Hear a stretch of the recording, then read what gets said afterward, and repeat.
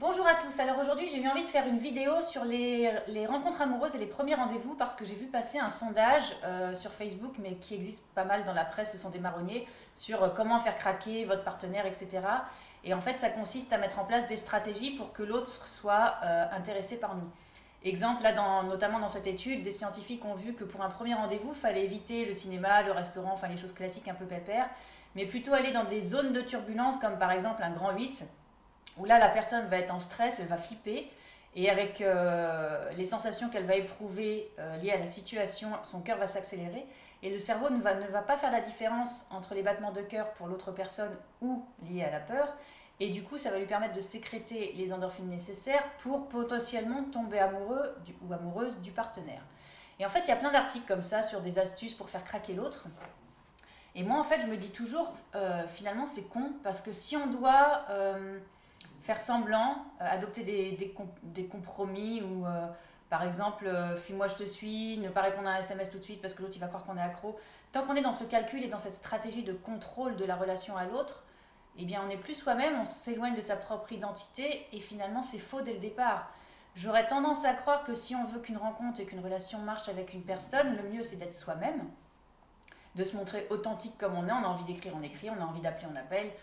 on a envie de dire ce qu'on ressent, on dit ce qu'on ressent, et si l'autre n'est pas réceptif, bah c'est tout simplement que c'est pas la bonne personne ou pas le bon moment, et que ça sert à rien d'insister, de faire semblant et de jouer un rôle et être dans le contrôle. Après, c'est sûr que si on a des comportements délétères envers nous-mêmes et qui font foirer toutes les relations, comme le fait d'être trop fusionnel avec une personne, de vouloir être complètement dépendant de l'autre, arrêter complètement de vivre pour être complètement soumis à la personne,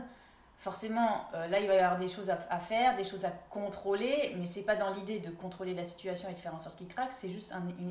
l'idée de travailler sur soi pour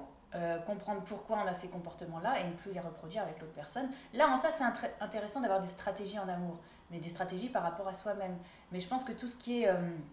article, et je suis bien placée pour le savoir puisque je suis journaliste et que je vois bien que ça plaît et que les gens cliquent quand on leur met les 5 astuces pour le mettre dans son lit, enfin la mettre dans son lit ou le faire craquer, les gens cliquent. Et en fait, pour moi, ça marche pas comme ça. Ce ne sont pas des vérités universelles. La seule vérité qui compte,